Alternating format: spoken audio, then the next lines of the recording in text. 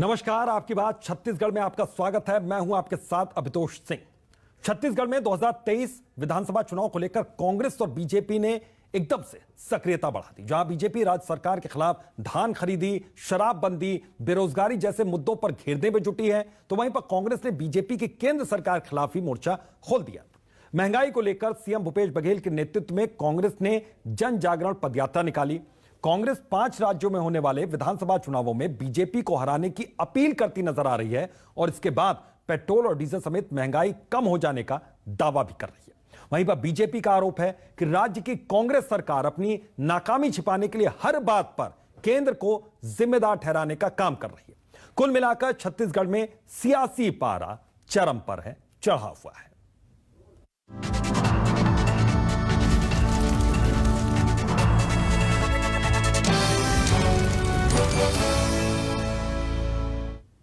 तो सबसे पहले शुरुआत करते हैं इस कार्यक्रम की भूपेश बघेल के उस बयान से जिसमें उन्होंने कहा कि बीजेपी को हराओ और महंगाई पर काबू कर लो। सुनिए क्या कहा उन्होंने।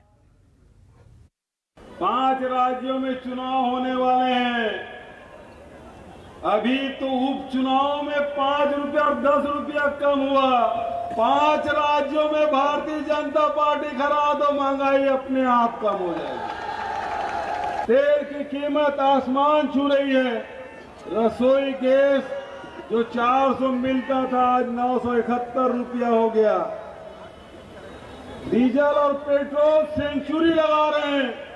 दोनों में प्रतिस्पर्धा हो रही है, दोनों नॉट आउट है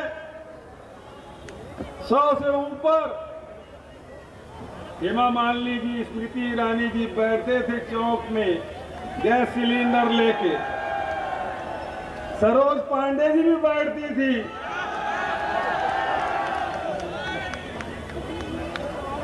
आज उनकी बोलती क्यों बंद है? लेकिन जनता चुप नहीं है साथियों। ये लोग चुप हो जाएं, लेकिन जनता चुप नहीं है।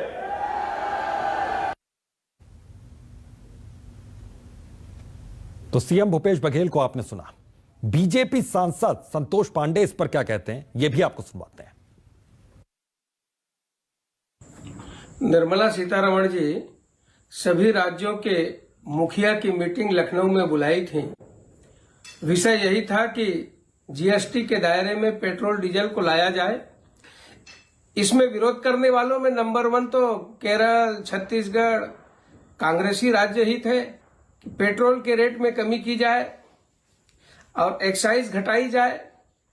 आज जब घट गया है तो आज ये कांग्रेस शासित राज्य कर क्या रहे हैं, जनता जानना चाहती है। आप दारू में जो टैक्स वसूले हैं, जो सेस के नाम से लिया, कोविड के लिए लिया है, आज उस सेस का हिसाब क्या है ये तो बताइए। आपने किसमें खर्चा किया? 15 साल में इतना कर्जीला छत्तीसगढ़ नहीं था। 3 साल में आपने डुबो दिया छत्तीसगढ़ के छोटे छोटे बच्चों के सिर पर कर्जा लाद दिया। छत्तीसगढ़ की जनता सब समझ रही है कौन सा आपने चमत्कार किया है।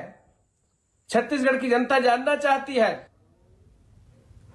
खैर, तैयारी शुरू हो चुकी है चुनावों की। आम जनता पर महंगाई की मार, यह सवाल न्यूज 24 मध्य प्रदेश छत्तीसगढ़ उठा रहा है कि केंद्र के खिलाफ अब कांग्रेस की किस तरह से आर पार यहां पर अब चल रही है। गुजरात मॉडल से क्या देश में हाहाकार है, छत्तीसगढ़ मॉडल से क्या बहार आएगी। इसके अलावा बीजेपी का पलटवार अपनी नाकामी के लिए ठहरा रहे हैं केंद्र को जिम्मेदार, ये बीजेपी का कहना है। छत्तीसगढ़ में सियासी लड़ाई राज्य से निकलकर केंद्र तक आई। तो आम जनता पर महंगाई के मार, केंद्र के खिलाफ अब आर पार। तो बीजेपी का पलटवार अपनी नाकामी के लिए ठहरा रहे केंद्र को जिम्मेदार।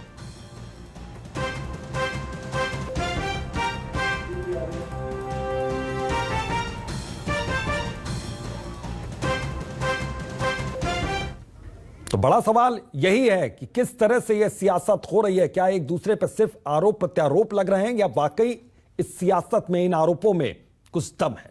सुरेंद्र शर्मा अध्यक्ष हैं कृषक कल्याण परिषद के। सर बहुत बहुत स्वागत है आपका।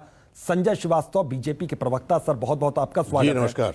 सबसे पहले सुरेंद्र शर्मा जी आपसे मैं समझना चाहूंगा कि वाकई इस वक्त सिर्फ आरोप लगाए जा रहे हैं केंद्र सरकार पर सियासत के लिए, या वाकई इन आरोपों में कुछ दम है? जनता क्या मुखातिब हो रही है इन आरोपों से?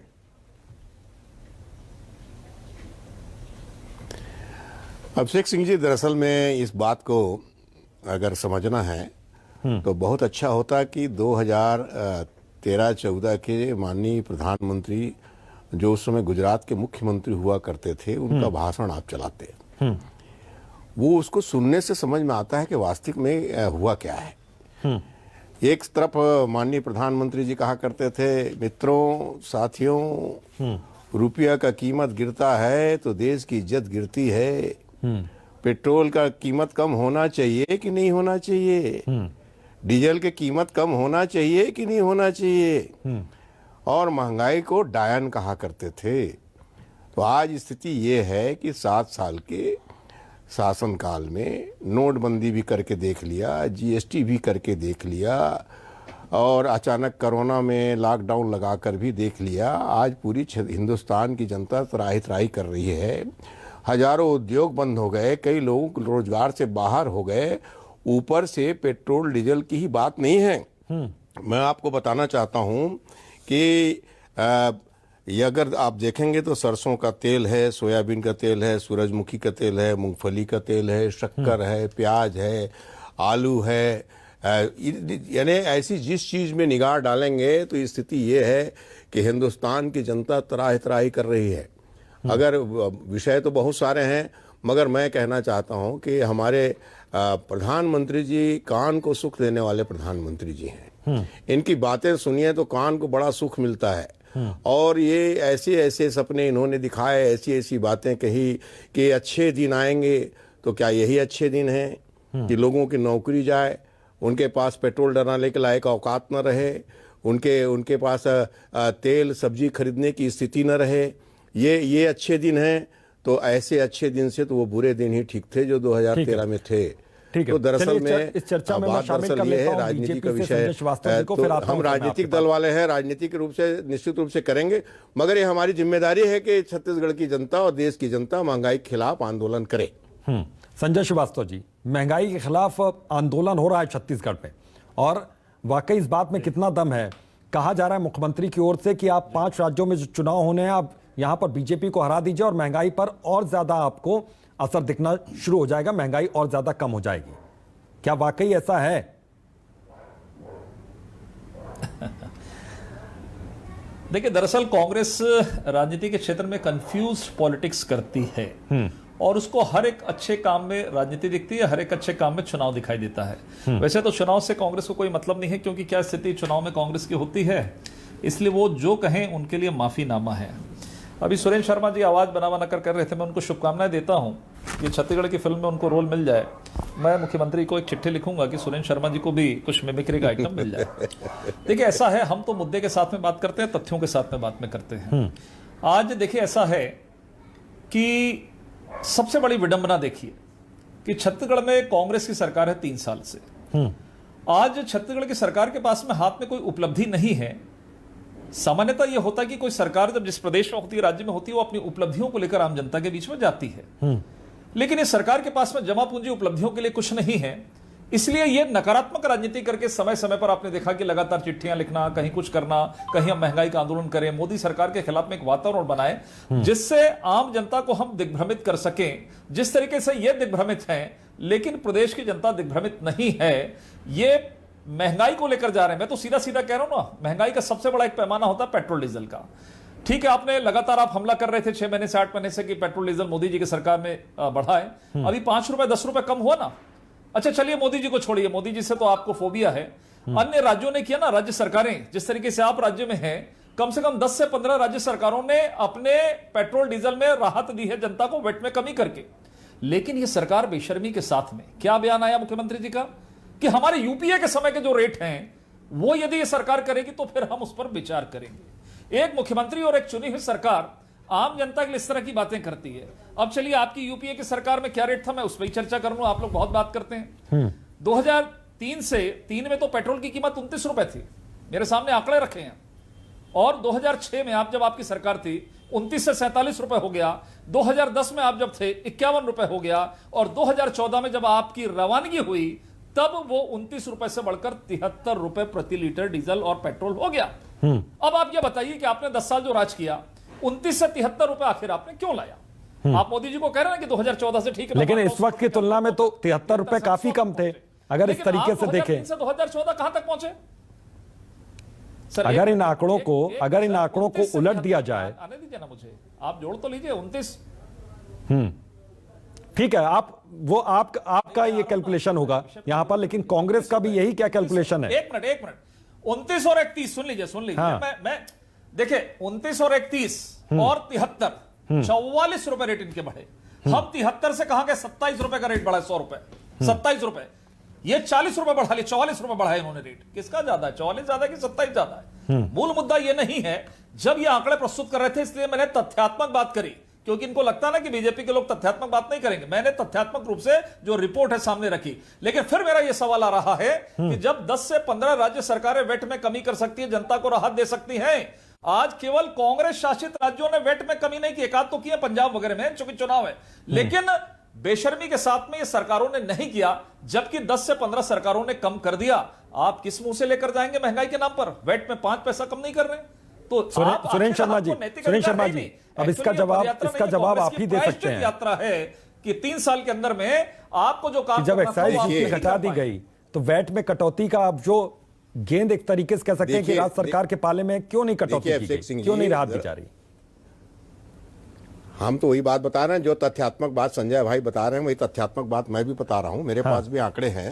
आपको मैं बताऊं कि 2013 में यूपीए की जब सरकार थी तो एक्साइज ड्यूटी थी 9 रुपया 18 पैसा, 9 रुपया 18 पैसे एक्साइज ड्यूटी लगती थी।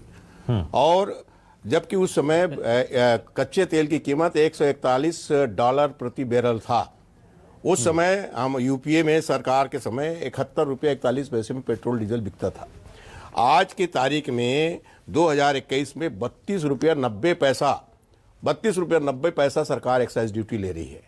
तो अब आप बताइए कि जो हमारे भाई 27 रुपए का जो अंतर बता रहे हैं, तो एक्साइज ड्यूटी आपने 9 रुपया से बढ़ा करके 32 रुपया किया है, इसका खामियाजा देश की जनता भोग रही है। तो इसका ये जो तथ्यात्मक बात ही है। बात दरअसल ये है, इसीलिए तो छत्तीसगढ़ की जनता को, हिंदुस्तान की जनता को पुराने दिन याद आने लगे हैं, अपने वो बुरे दिन याद आने लगे हैं जब 410 रुपया में गैस सिलेंडर मिलता था, दोनों मेहमानों जब 1327 रुपए में कमर्शियल सिलेंडर मिलता था। अगर हम देखें वर्तमान परिस्थिति को, तो जनता को किस तरीके से नुकसान हो रहा है सर, ये भी तो देखिए। महंगाई से राहत अगर कह रही केंद्र के हम देने की कोशिश कर रहे हैं, तो वैट आप राज्य सरकार कम कर दे। राज्य सरकार अड़ी हुई है कि जब तक एक्साइज ड्यूटी पूर्ववर्ती सरकार की तरफ से नहीं आ जाएगा हम नहीं कम करेंगे, हम विचार करेंगे। तो राहत तो यहां पर राज्य सरकार दे सकती है अपनी ओर से अगर कोशिश करे तो।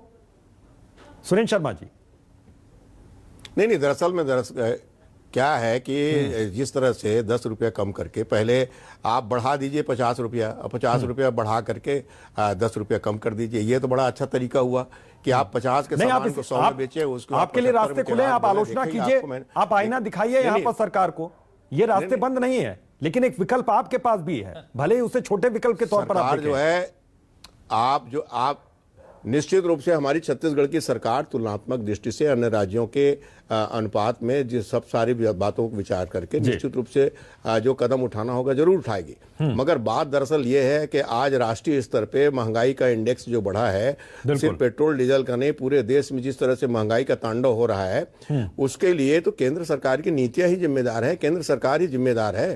तो ये आंदोलन खाली छत्तीसगढ़ में भी नहीं हो रहा है, ये आंदोलन पूरे कांग्रेस पार्टी के द्वारा पूरे हिंदुस्तान में किया जा रहा है। और निश्चित रूप से करना हमारा दायित्व है, क्योंकि जिस समय भारतीय जनता पार्टी विपक्ष में थी तो 1 रुपया 2 रुपया गैस सिलेंडर का दाम बढ़ जाता था तो बड़े बड़े नेता गैस सिलेंडर को गले में लटका के प्रदर्शन किया करते थे।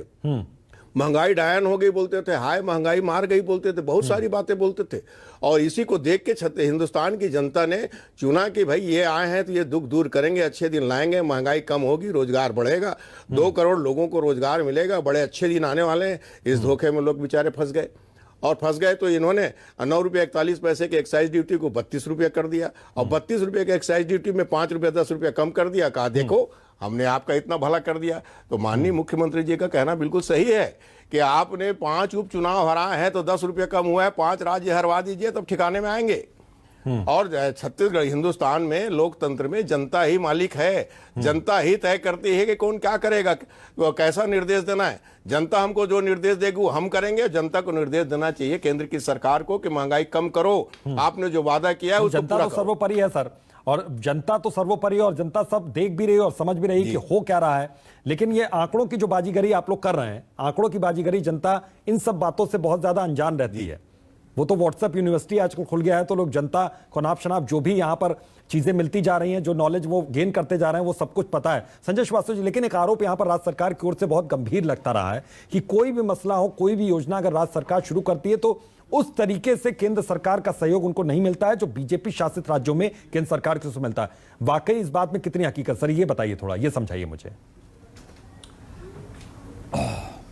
देखिए, ये तो बहुत क्लियर है, ये तो हमने इनको एक्सपोज भी किया है। ये तो टूल किट है इनका कि कि केंद्र सरकार कुछ भी काम करे, हमको उनको बदनाम करना है, हमको राजनीति चलाना है ना। राजनीति कैसे चलेगी? क्या स्थिति है कांग्रेस की देश के अंदर में? कोई सुनने को खाली नहीं, गांधी परिवार को कोई सुनना नहीं चाहता देश में। यहां पर भी कमोवेश यही स्थिति है और थी 15 साल तक। लेकिन कुछ लोक लुभावने वादे जो मैनिफेस्टो के अंदर में रखे गए कि हम इतना देंगे, हम शराबबंदी कर देंगे, हम भत्ता दे देंगे, हम सब कुछ दे देंगे, हम लुटा देंगे, इसके कारण जनता को लगा कि हो सकता है 15 साल बीजेपी ने काम किया है, एक मौका क्यों ना इनको दिया जाए। जैसा ये कह रहे थे कि केंद्र में सरकार मिले कि सिलेंडर महंगा, इस कारण इनको दिया गया। लेकिन हमने तो प्रूफ करके दिया, ये जनता कितनी भोली है भारत देश की, कि 2014 से 19 तक रेट बढ़े, उसके बाद और ज्यादा बहुमत के साथ में मोदी जी की सरकार को स्थापित किया।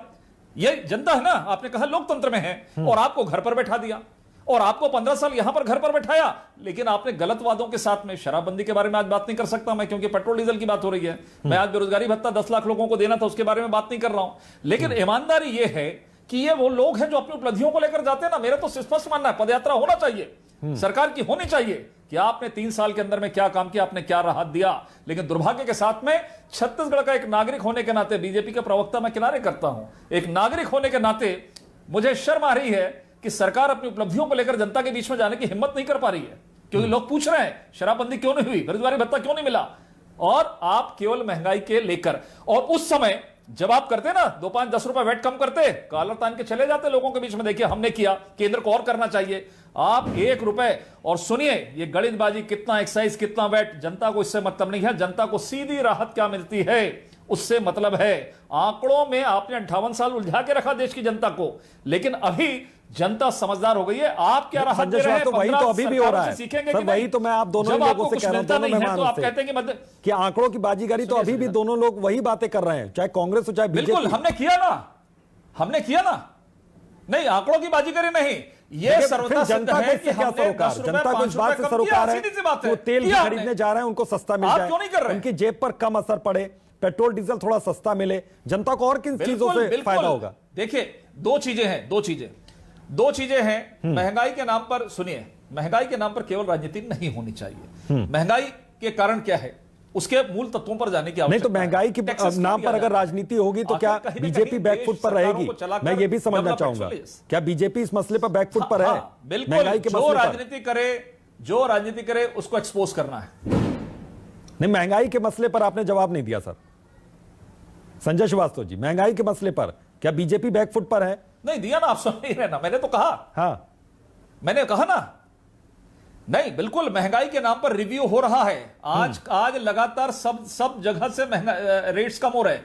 कोविड का समय था, कोविड के समय तमाम प्रकार की चीजें थी, प्रोडक्शंस कम थे, बाहर से चीजें नहीं आ रही थी, रेट्स बढ़े हैं, मानता हूं इस बात को। लेकिन उसका दूसरा फैक्टर भी मैं बता रहा हूं, जो टैक्सेस बढ़ते हैं, खासकर इस पेट्रोल डीजल की बात होती है या किसी दूसरे चीजों की बात होती है, इस देश के अंदर में विकास, आज मुझे दुर्भाग्य के साथ में कहना पड़ रहा है, आज बता दें सुरेंद्र जी कि 3 वर्षों के अंदर में कौन सा एक बड़ा प्रोजेक्ट 1000-2000 करोड़ का आपने इस छत्तीसगढ़ की जनता के लिए, प्रदेश के विकास के लिए किया? मेरे पास सुरेंद्र शर्मा जी बता दीजिए। मैं बता दूंगा कि हमने 15 साल अच्छा है, मौका अच्छा है, किया, तमाम प्रकार के काम बंद, एक पैचवर्क आप नहीं कर पा रहे हैं, 1 करोड़ का पैचवर्क नहीं कर पा रहे। मैं बता रहा हूं इस प्रदेश के अंदर में। अगर भारतीय जनता पार्टी को जानना है, समझना है, तो समझ ले इस बात को कि छत्तीसगढ़ की सरकार ने 3 साल में 80,000 करोड़ रुपया किसानों के जेब में डाला है। इसको आप छोटा मोटा प्रोजेक्ट नहीं समझ सकते।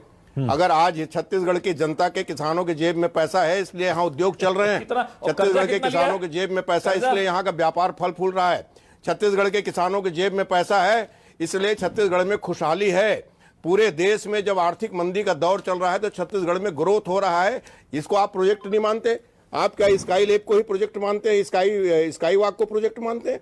आप जंगल सफारी को प्रोजेक्ट मानते हैं? आप ऑक्सीजोन को प्रोजेक्ट मानते हैं? प्रोजेक्ट के अपने अपने माने होते हैं। छत्तीसगढ़ की सरकार पहले किसानों की समृद्धि चाहती है, गरीबों की समृद्धि चाहती है, मजदूरों की समृद्धि चाहती है।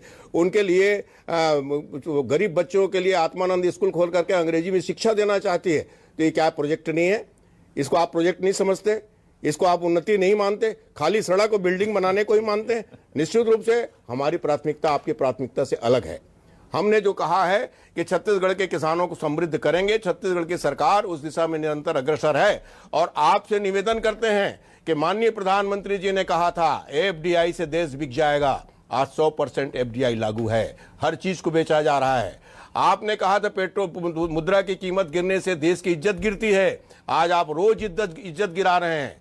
आपने कहा था महंगाई डायन है, देश की जनता को खा रही है। उस महंगाई का मुंह और बड़ा हो गया है, बहुत बड़ा हो गया है। उसमें जनता तमाम समाने के लिए तैयार हो गई है।